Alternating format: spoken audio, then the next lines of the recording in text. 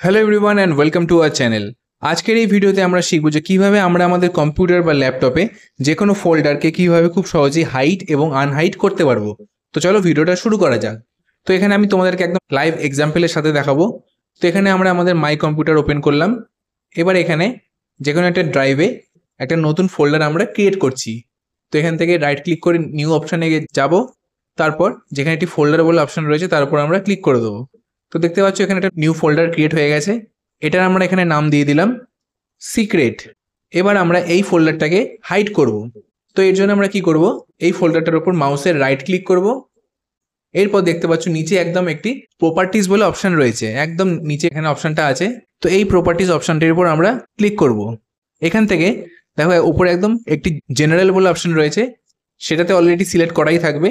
যদি না থাকে এখানে তোমরা জেনারেলটা সার্চ করে নেবে। দিয়ে এখানে দেখতে পাচ্ছ একটি হিডেন বলে অপশান রয়েছে, তো তার উপর আমরা ক্লিক করলাম।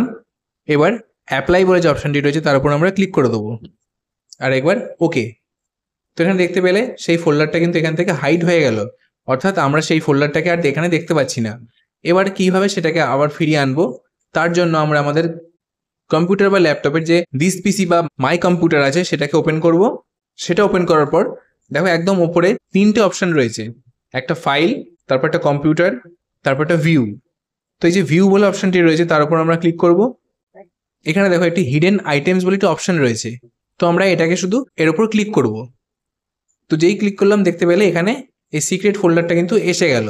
অর্থাৎ এইভাবেই তোমরা চাইলে খুব সহজেই যে কোনো ফোল্ডারকে হাইড এবং আনহাইড করতে পারবে।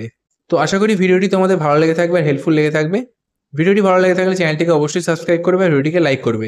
চলো দেখা হচ্ছে পরবর্তী একটি নতুন ভিডিওতে। Thank you.